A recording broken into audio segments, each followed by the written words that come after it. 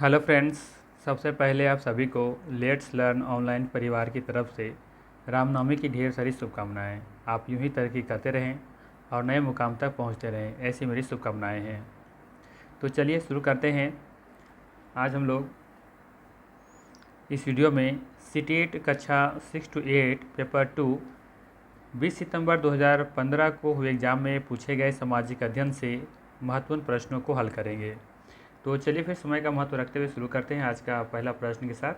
पहला प्रश्न है, ऋतु प्रवास से अभिप्राय है। ऋतु प्रवास से अभिप्राय है क्या है? नए चारागाहों की खोज में अपने पशुधन के साथ लोगों की ऋतुवत गतिशीलता, या फिर वन्य प्राणियों की ऋतुवत गतिशीलता, या फिर फसल कटाई की अवधि के दौरान श्रम शक्ति का नगर से गांव की ओर प्रवसन, या फिर लोगों की अपनी जीविका के लिए ऋतुवत गतिशीलता। तो इसका जो सही आंसर है वो है आपका ऑप्शन नंबर 4। देखेंगे कि ऋतु प्रवास मतलब होता है कि लोगों की अपनी जीविका के लिए ऋतु के हिसाब से अपनी गतिशीलता एक जगह से दूसरे स्थान प्रवास करना। तो ये इसका सही आंसर था। 1 का 4 सही आंसर हो जाएगा। ठीक है, चलिए नेक्स्ट देखते हैं। क्वेश्चन नंबर 2 है, निम्नलिखित क्षेत्रों में से किसमें चिनुक स्थानीय पवन चलती है। सवाल है कि निम्नलिखित क्षेत्रों में से किसमें चिनुक यानी कि स्थानीय पवन चलती हैं, ये आपको बताना है। ये चिनुक कहाँ, जो स्थानीय पवन है वो कहाँ चलती हैं? प्रेरी में, सावना में, या वेल्ड में, या फिर पंपास में। तो इसका जो सही आंसर है वो है आपका ऑप्शन नंबर 1 हो जाएगा, प्रेयरी हो जाएगा। अब जानते हैं ये प्रेरी घास का मैदान भी है जो आपको कहाँ देखने को मिलता है? उत्तरी अमेरिका में।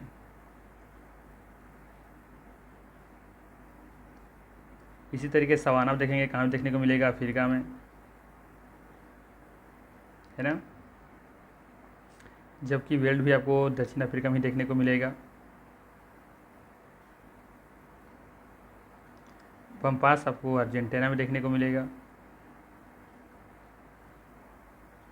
ठीक है, तो ये सब आपको ध्यान में रखना है। चलिए आगे देखते हैं। नेक्स्ट क्वेश्चन नंबर 3 है। सवाल है, वायुमंडलीय परतों में कौन सी परत रेडियो प्रसारण में सहायता करती है? पिछला वीडियो में हमने बता रखा है कि जो रेडियो प्रसारण में जो मदद करता है, जो सहायता करता है, वो कौन सा मंडल है? क्षोभ मंडल, मंदमंडल, वायुमंडल, या समताप मंडल। तो यहाँ पे देखेंगे कि वो जो रेडियो प्रसारण जो होती है वो उसमें मदद करता है कौन सा? आयन मंडल। कौन सा मंडल? आयन मंडल। ठीक है, और ये आयन मंडल का जो परत है वो आपको देखने को मिलेगा वायुमंडल में। आने का ऑप्शन नंबर यहाँ पे 3 सही है। नेक्स्ट है, सुनहरी जरी निम्नलिखित में से किसकी एक किस्म है? बताना है आपको कि सुनहरी जरी निम्नलिखित में से किसकी एक किस्म है? सूती वस्त्र का है, नायलॉन का है, जूट का है, या फिर सिल्क का है? तो यहाँ पे देखेंगे कि सुनहरी जरी सिल्क का एक किस्म है। तो ऑप्शन नंबर यहाँ पे 4 बिल्कुल सही हो जाएगा। ठीक है, एक्चुअली में देखेंगे कि इस जरी का प्रयोग जो होता है साड़ियों की सुसज्जित करने में किया जाता है, और इस प्रकार की जो साड़ियाँ हैं वो दक्षिण भारत में ज़्यादा देखने को मिलती हैं। ठीक है, खास करके देखें कांचीपुरम जो एरिया वाला क्षेत्र है वहाँ आपको ये देखने को मिलेंगे। ये जो साड़ी का जो खासियत होता है ना, ये बहुत ही मुलायम होता है और आकर्षक होता है ये। ठीक है, चलिए आगे देखते हैं। नेक्स्ट है हमारा 5 नंबर क्वेश्चन, जनसंख्या घनत्व से अभिप्राय है। किसी क्षेत्र विशेष में रहने वाले लोगों की संख्या, या फिर एक निश्चित अवधि के दौरान लोगों की संख्या, या फिर भूपृष्ठ पर लोगों के फैलने का स्वरूप, या पृथ्वी के पृष्ठ के एक इकाई क्षेत्र में रहने वाले लोगों की संख्या। इसका जो सही आंसर है वो है आपका ऑप्शन नंबर 4, पृथ्वी के पृष्ठ पर के एक इकाई क्षेत्र में रहने वाले लोगों की संख्या। ठीक है, ये एक जनसंख्या घनत्व को दर्शाता है। जैसे कहने मतलब है कि एक इकाई मान लेते क्षेत्र है ये वाला, और इस क्षेत्र में कितने लोग रहते हैं। ठीक है, जैसे मान लेते हैं यहाँ पर 1 2 3 4 5 6 लोग रहते हैं, और इतने ही बड़ा एरिया में, सेम एरिया में मान लें कहीं पे रहते हैं 5 लोग, तो कह सकते हैं कि यहाँ पे जनसंख्या घनत्व ये वाला मान लेते हैं ए है और ये हमारा बी है। तो जनसंख्या घनत्व जिसमें ज़्यादा किसमें होगा? ज़्यादा तो होगा ए में होगा, जनसंख्या घनत्व ज़्यादा होगा। एक चीज़ मान लेते हैं जनसंख्या वृद्धि की वजह से यहाँ पे मान लेते हैं कि बढ़ करके यहाँ पे हो गया, मान लेते हैं 3 3 6 3 9 10, और यहाँ पे एक ही बढ़ा, तो कह सकते हैं 2 2 4 2 6 2 8, 3 2 5 3 8, यहाँ पे 8 है और इसमें कितने हैं? 10 हैं। तो अब कह सकते हैं यहाँ पे कि जनसंख्या घनत्व जो है बी में ज़्यादा है। लेकिन ध्यान रखना है आपको कि एरिया दोनों का सेम होना चाहिए। एरिया अलग अलग करेंगे तो फिर दिक्कत हो जाएगा। एरिया आपको इक्वल होनी चाहिए, जितना एरिया यहाँ पे लिया उतना एरिया यहाँ पे होना चाहिए। तो इस लिखा हुआ है कि एक इकाई क्षेत्र में रहने वाले लोगों की संख्या क्या बताता है? जनसंख्या घनत्व बताता है। ठीक है, चलिए आगे देखते हैं। तो यहाँ पे ऑप्शन नंबर 4 सही हो जाएगा। 6 नंबर क्वेश्चन है, पृथ्वी की सतह के निकट स्थित खनिजों को बाहर निकालने के लिए निम्नलिखित में से किस विधि का प्रयोग किया जाता है? अखनन, कूपक या फिर कुप्पी खनन या विवृत खनन? तो इसका जो सही आंसर है वो है आपका ऑप्शन नंबर 1, अखनन। ठीक है, अखनन होगा इसका सही आंसर। ठीक है, पृथ्वी के जो सतह के जो निकट होते स्थित होता है जो भी खनिज, तो उसको बाहर निकालने के लिए अखनन विधि का प्रयोग करते हैं। ठीक है, ये आपको ध्यान में रखना है। और उसके बाद ये देखेंगे कि ये कम अगर ऊपर में है तो खर्च भी कम आएगा इसमें। ठीक है, बाकी बात करें हम विवृत खनन का, तो ये जो विवृत खनन है ये कम गहराई में स्थित होते हैं और पृष्ठीय स्तर से हटकर निकाला जाता है, उसे हम लोग विवृत खनन कह सकते हैं। और एक होता है गहन वेधन। ठीक है, तो गहन वेधन को भी हम लोग कूपक खनन भी कहते हैं। गहन वेधन को भी ध्यान रखिएगा, गहन वेधन को हम लोग कूपक खनन भी कहते हैं। ठीक है, और दूसरा चीज़ देखेंगे कि बहुत अधिक गहराई से हमको कुछ खनिज निक्षेप को निकालना है और वहाँ तक पहुँचना है, तो उसको हम लोग फिर कुप्की खनन कहते हैं। ठीक है, ये ध्यान रखिएगा। तो यहाँ पे ऑप्शन नंबर ए बिल्कुल सही है। ऊपरी परत को निकालने के लिए किसका प्रयोग करते हैं? आखनन का प्रयोग करते हैं। नेक्स्ट है 7 नंबर, उद्योग के निम्नलिखित प्रकारों में से टोकरी बुनाई किसका उदाहरण है? लघु आकार, संयुक्त क्षेत्र, वृत्त आकार या सहकारी क्षेत्र? चलिए कमेंट कीजिए इसका आंसर क्या होगा। चलिए इसका सही आंसर हो जाएगा आपका ऑप्शन नंबर 1 यानी कि लघु आकार। उद्योग के निम्नलिखित प्रकारों से टोकरी जो बुनाई है ना, इसमें से वो क्या है, किसका उदाहरण है? लघु आकार का उदाहरण है। ठीक है, ध्यान रखना है कि लघु आकार का जो होता है, तो लघु उद्योग वे उद्योग होते हैं जहां प्लांट एवं मशीनरी में निवेश हेतु 25 लाख रुपये से अधिक और 5 करोड़ रुपये से कम होना चाहिए। ठीक है, 5 करोड़ से कम होना चाहिए, ये आपको ध्यान में रखना है। 25 लाख से अधिक होना चाहिए और 5 करोड़ से कम होना चाहिए, उसको लोग क्या कह सकते हैं? लघु आकार का। चलिए नेक्स्ट है 8 नंबर, तानाशाही के संदर्भ में निम्नलिखित कथनों में से कौन सा एक गलत है? बताना है तानाशाही के बारे में कि कौन सा इसमें कथन एक गलत है। तो पहले पता करते हैं कि सही कौन है। ठीक है, तो चलिए पहले पता करते हैं हम लोग इसमें सही कौन सा है। पहला है कि तानाशाही में तानाशाह द्वारा लिए गए निर्णयों पर लोग प्रश्न नहीं कर सकते हैं, बिल्कुल नहीं कर सकते। तानाशाही तो इसी को तो कहते हैं। नेक्स्ट है अंतिम निर्णय लेने की शक्ति तानाशाह में निहित होती है, बिल्कुल सही है, ये भी सही है। अंतिम निर्णय लेने की जो शक्ति होता है किसके पास होता है? तानाशाह के पास ही होता है। थर्ड नंबर में है तानाशाह द्वारा लिए गए निर्णयों पर तानाशाह को स्पष्टीकरण देने की आवश्यकता नहीं होती, वो स्पष्टीकरण नहीं दे सकता, जो किया वो किया। जैसे दक्षिण कोरिया देख सकते हैं, वहाँ पे दक्षिण कोरिया नहीं उत्तरी कोरिया कह सकते हैं, है ना, वहाँ तानाशाही चलता है। 4 नंबर में है तानाशाही में तानाशाह द्वारा लिए गए निर्णय पर लोग प्रश्न उठा सकते हैं, तो नहीं उठा सकते, बिल्कुल नहीं उठा सकते। तो ऑप्शन नंबर यहाँ पे क्या हो गया? 4 गलत हो गया और बाकी सब सही है, तो फिर हमारा ऑप्शन नंबर यहाँ पे 4 बिल्कुल सही हो जाएगा। ठीक है, चलिए क्वेश्चन नंबर 9 देखते हैं क्या था। कृष्णराज सागर बांध निम्नलिखित नदियों में से किस पर बनाया गया है? गोदावरी, कृष्णा, कावेरी या फिर महानदी? क्वेश्चन है कृष्णराज सागर बांध किस नदियों पर बनाया गया है? तो यहाँ पर देखेंगे कि कृष्णराज सागर बांध कावेरी नदी पर बनाया गया है। ऑप्शन नंबर यहाँ पे 3 सही हो जाएगा। ठीक है, अच्छा, इस कृष्णराज बांध का जो शुभारंभ किया था वो किसने किया था? देखेंगे 1932 में। कब? 1932 में विश्वेश्वरैया ने किए थे। विश्वेश्वरैया। ठीक है, तो ये ध्यान में रखना है आपको। तो कृष्णराज सागर बांध कहाँ पे है, किस नदी पर है? ये कावेरी नदी पर है।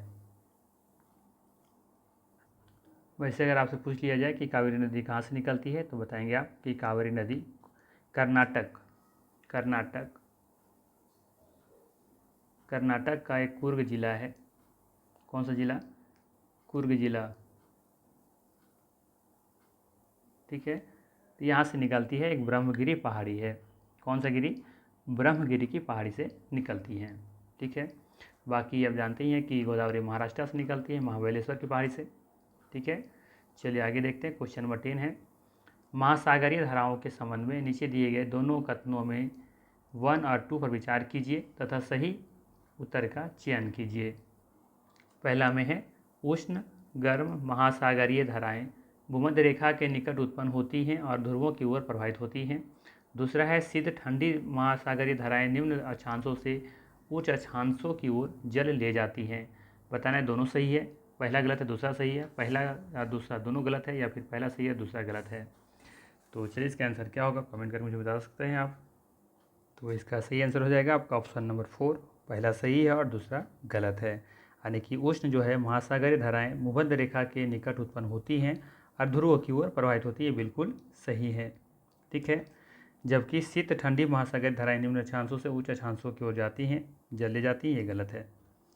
चलिए आगे देखते हैं। नेक्स्ट है हमारा 11 नंबर, हिंदू उत्तराधिकारी संशोधन अधिनियम 2005 मृतक पिता को संपत्ति में समान अधिकार प्रदान करता है। किसे प्रदान करता है? पत्नी पुत्र पुत्रों तथा पुत्री पुत्रियों को, या फिर पत्नी पुत्र या पुत्रों तथा भाई भाइयों को, या फिर है पत्नी पुत्री या ये स्लाइस है यहाँ पे पुत्रियों तथा बहन या बहनों को, या फिर पुत्री पुत्रियों या फिर पुत्र पुत्रों तथा भाई या भाइयों को।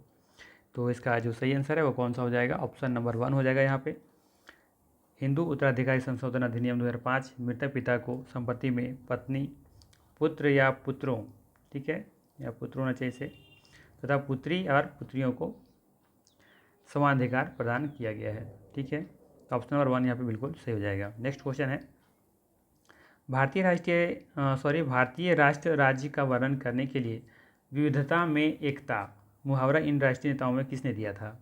सरदार वल्लभ भाई पटेल, पंडित जवाहरलाल नेहरू, या बाल गंगाधर तिलक, या फिर महात्मा गांधी। तो इसका जो सही आंसर है वो है आपका option number 2 Pandit Jawaharlal Nehru. Option number 2 यहाँ पे सही है। नेक्स्ट है आपका, जनपद पंचायत के कार्यों के विषय में निम्नलिखित 2 कथनों 1 और 2 पर विचार कीजिए तथा सही उत्तर का चयन कीजिए। पहला है जनपद पंचायत जिला स्तर पर विकास योजनाएं निर्धारित करती हैं। दूसरा है जनपद पंचायत ग्राम पंचायतों के मध्य धन वितरण नियमित करने में जिला परिषद की सहायता करती हैं। बताना है आपको पहला गलत है दूसरा सही है, या फिर दोनों सही है, या फिर पहला दूसरा दोनों गलत है, या फिर पहला सही है और दूसरा गलत है। तो यहाँ पे जो सही आंसर है वो है आपका ऑप्शन नंबर 3, यानी कि दोनों पॉइंट यहाँ पे क्या है? गलत है। ठीक है, कोई पॉइंट यहाँ पे सही नहीं है। नेक्स्ट क्वेश्चन है 14 नंबर, सूचना का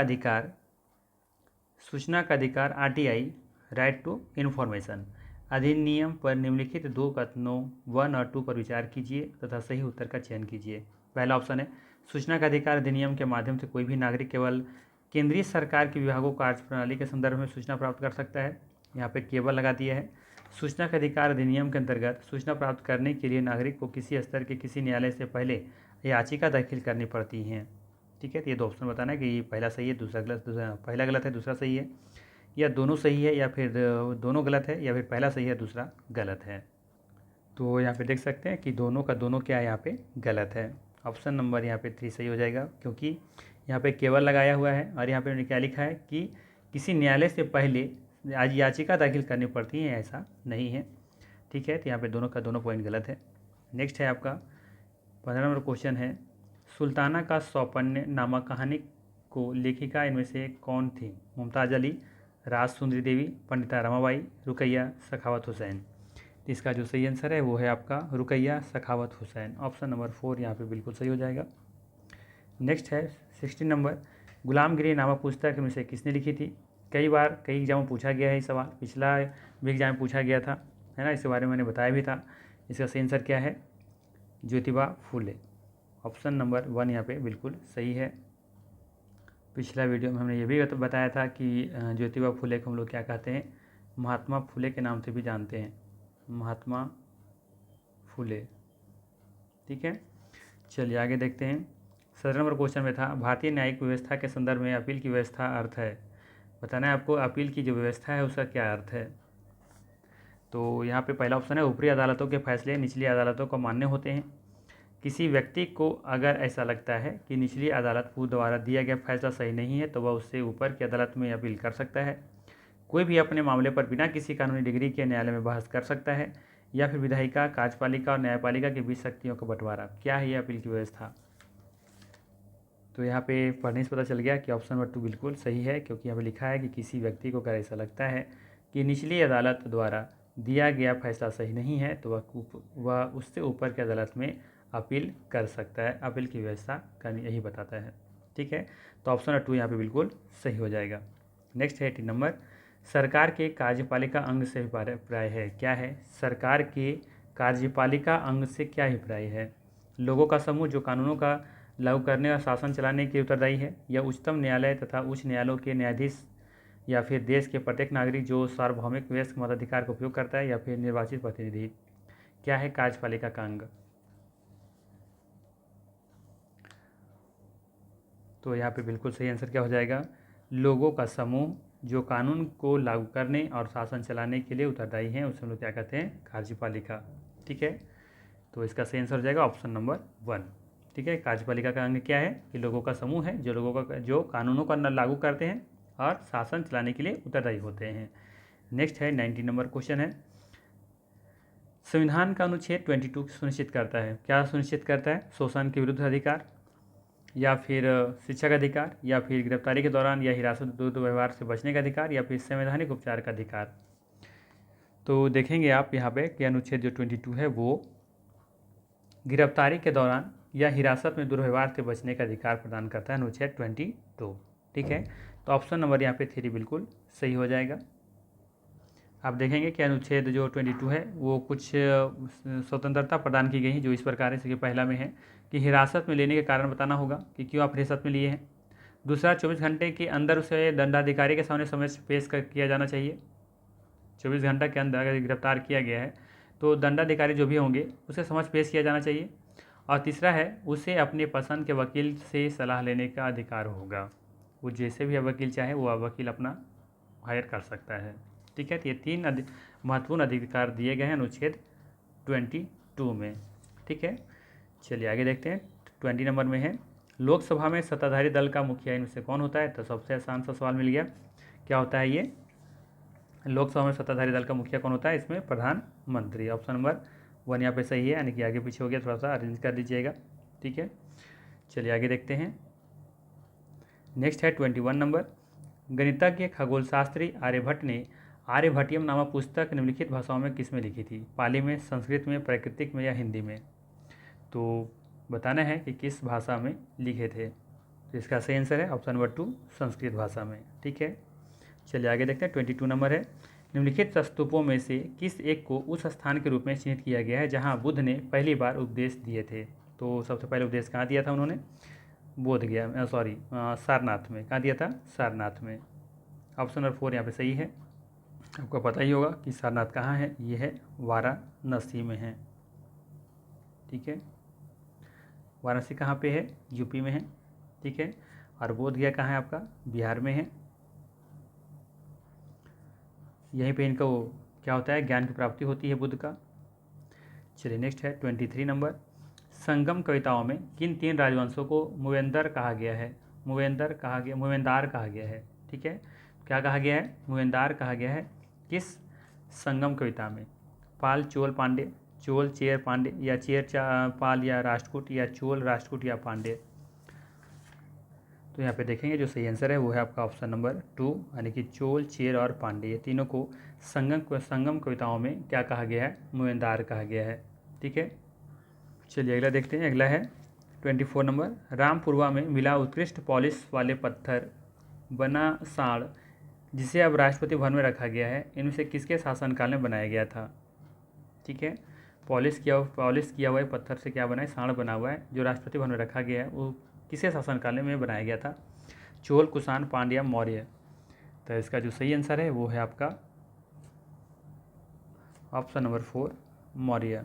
ठीक है, चलिए आगे देखते हैं। नेक्स्ट है 25 नंबर, विशिष्टाद्वैत्व के सिद्धांत को इनमें से किसने विचाराधीन प्रस्तुत किया? रामानुज, बसवन्ना, या आलम्मा प्रभु, या फिर शंकर? तो यहाँ पे देखेंगे इसका सही आंसर हो जाएगा आपका रामानुज। ऑप्शन नंबर 1 यहाँ पे सही है।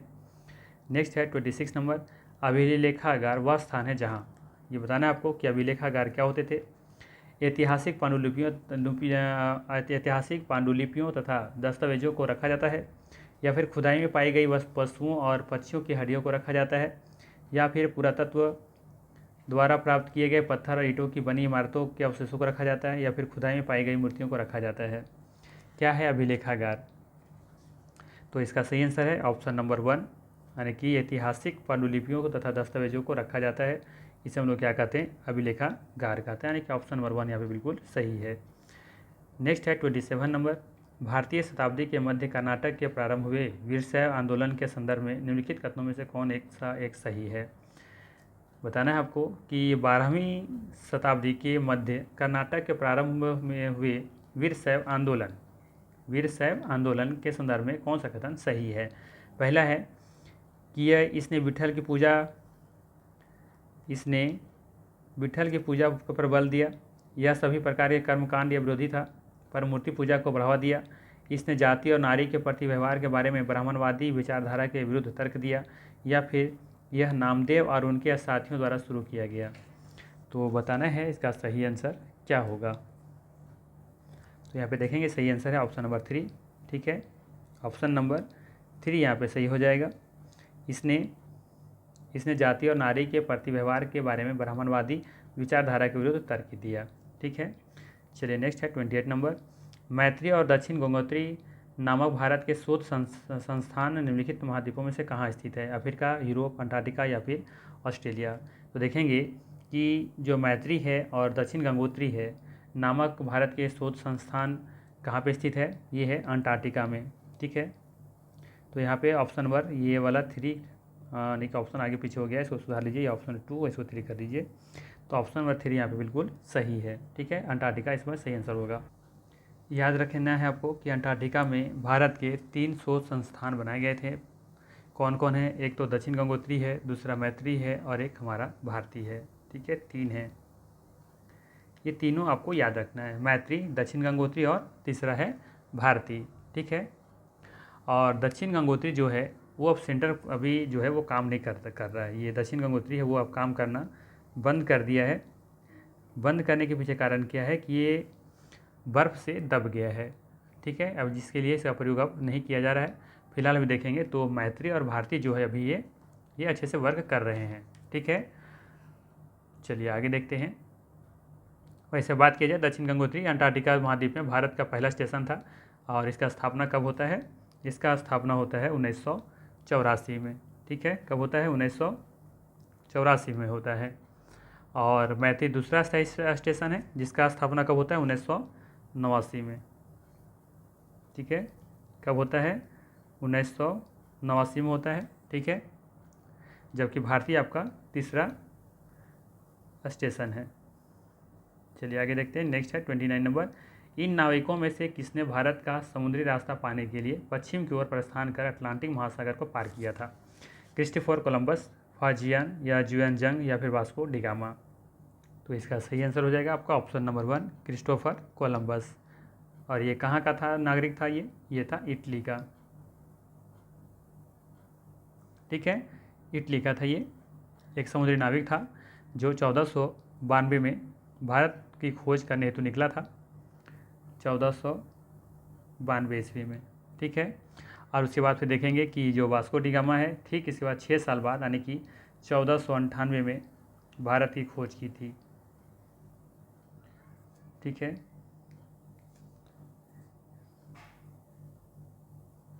1498 ईस्वी में वास्को डिगामा। ठीक है, और ये वास्को डिगामा कहाँ के थे? तो ये थे पुर्तगाल के। तो 3 पॉइंट याद रखना है। वास्को डिगामा कहाँ के थे? पुर्तगाल के थे। कब खोज की भारत की? तो 1498 ईस्वी में। ठीक है, तो ये 2-3 पॉइंट आपको याद रखना है। और साथ में ये भी याद रखना है क्रिस्टोफर कोलंबस ये इटली के थे, 1492 में। देखेंगे कि ये समुद्री मार्ग पर निकले थे। तो यहाँ पे देखेंगे कि 1492 में क्रिस्टोफर जो कोलंबस था वो इटली का एक समुद्री नाविक था जो 1492 में भारत की खोज करने के लिए निकलता है, लेकिन वह समुद्री मार्ग से भारत पहुंचना चाहता था, लेकिन वो गलती से अटलांटिक महासागर को पार करते हुए कहाँ पहुंच जाता है? अमेरिका पहुंच जाता है, और इस तरीके से वो अमेरिका खोज कर बैठता है। ठीक है, तो ये आपको ध्यान में रखना है। नेक्स्ट है 30 नंबर। निम्नलिखित राजवंशों में से किसने अपने अभिलेखों में मलयालम भाषा एवं लिपि का प्रयोग प्रारंभ किया था? चेर, पांड्य, कुषाण या चोल? तो इसका सही आंसर है आपका ऑप्शन नंबर 1, चेयर हो जाएगा सही आंसर। नेक्स्ट है 31 नंबर। वर्ष 1906 में हुए सो संग्राम संगमा के विद्रोह का कारण था, क्या कारण था? गुजरात में पट्टीदार किसानों पर अंग्रेजों द्वारा थोपे गए भारी लगान के खिलाफ विद्रोह, या फिर असम में आदिवासी समूह द्वारा किया गया औपनिवेशिक वन कानूनों का विरोध, या फिर नील के बागान मालिकों के विरुद्ध चंपारण में किसानों का विद्रोह किया गया, या फिर अंग्रेजों द्वारा निर्धारित व्यापार को असमान या भेदकारी शर्तों के विरुद्ध बंगाल में मुस्लिम व्यापारियों का उठ खड़ा होना। क्या कारण था कि 1906 में सो संग्राम संगमा के विद्रोह का कारण क्या था, ये आपको बताना है। तो इसका सही आंसर है आपका ऑप्शन नंबर 2, असम में आदिवासियों समूह द्वारा किया गया औपनिवेशिक वन कानूनों का विरोध था। ऑप्शन नंबर यहाँ पे 2 बिल्कुल सही हो जाएगा। नेक्स्ट है 32 नंबर। ब्रिटिश सरकार ने सन 1927 में भारत में अपनी अगुवाई में साइमन कमीशन भेजा, जिसका विरोध किया गया, क्यों विरोध किया गया था? साइमन कमीशन भेजा था 1927 में, कौन? ब्रिटिश सरकार। इसका विरोध किया गया था भारत में, क्यों किया गया था, कारण क्या था? पहला ऑप्शन है कि इस आयोग में अंग्रेजों की अपेक्षा भारतीय प्रतिनिधियों की संख्या न के बराबर थी, या फिर इसमें कोई भी भारतीय महिला प्रतिनिधि नहीं थी, या फिर इसमें केवल अंग्रेजी पढ़े लिखे भारतीय प्रतिनिधियों को शामिल किया गया था, या इस आयोग में कोई भी भारतीय प्रतिनिधि नहीं थे। तो इसका जो सही आंसर है वो है ऑप्शन नंबर 4, इसमें कोई भी भारतीय प्रतिनिधि नहीं थे, इस आयोग में कोई भारतीय प्रतिनिधि नहीं थे, इसलिए इसका विरोध किया गया था। नेक्स्ट है 33 नंबर। निम्नलिखित के सही जोड़े का मिलान करना है। इधर दिया हुआ है आंदोलन, इधर दिया हुआ है उनके सुधारक के नाम, ठीक है। और यहाँ पे ऑप्शन नहीं है, तो चलिए अरेंज करें, किसी तरह एडजस्ट करेंगे हम लोग, सिर्फ मिला लेते हैं हम लोग यहाँ पे किससे क्या होगा, ठीक है। तो सबसे पहले देखेंगे हम लोग कि यहाँ पे रामकृष्ण मिशन देखेंगे कि स्वामी विवेकानंद से संबंधित थे, ये आसान था, इसको मिला लेते हैं हम लोग पहले, ठीक है। इसके बाद फिर देखेंगे अलीगढ़ आंदोलन, ये सर सैयद अहमद खान से संबंधित थे, ठीक है। इसके बाद फिर देखेंगे हम लोग युवा बंगाल आंदोलन, ये संबंधित है आपका हेनरी लुइस विवियन डी रोजियो से, और बाकी ब्रह्म समाज के यहाँ देखेंगे यहाँ पर केशव चंद्र सेन हो जाएंगे, ठीक है। चलिए आगे देखते हैं। नेक्स्ट है 34 नंबर।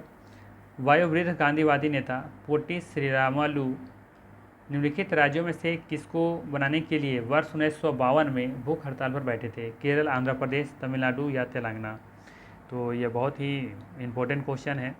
देखेंगे कि वयोवृद्ध गांधीवादी नेता जो थे पोटी श्रीरामालू आंध्र प्रदेश के बनाने हेतु भूख हड़ताल पर बैठते हैं, है ना, और शायद उनकी मृत्यु हो जाती है, तो ये आंध्र प्रदेश का सही आंसर हो जाएगा ऑप्शन नंबर 2, ठीक है।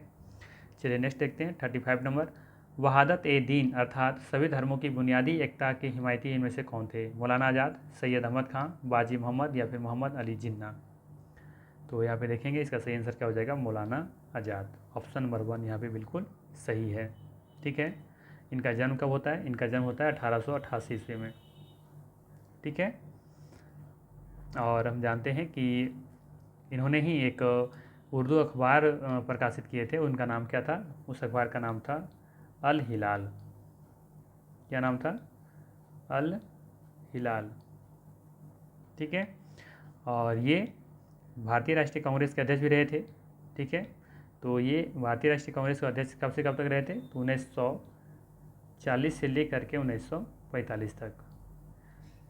आई थिंक सबसे लंबा कार्यकाल इन्हीं का था, ठीक है। चलिए 36 नंबर देखते हैं। भारत के लगभग मध्य भाग से होकर गुजरने वाला प्रमुख अक्षांश कौन सा है? तो ये आसान सा क्वेश्चन है। ऑप्शन नंबर यहाँ पे क्या हो जाएगा? 2, कर्क रेखा, ठीक है। 2 यहाँ पे बिल्कुल सही है। नेक्स्ट है 37 नंबर। निम्नलिखित में से कौन सी पृथ्वी दिन की परिभाषा है?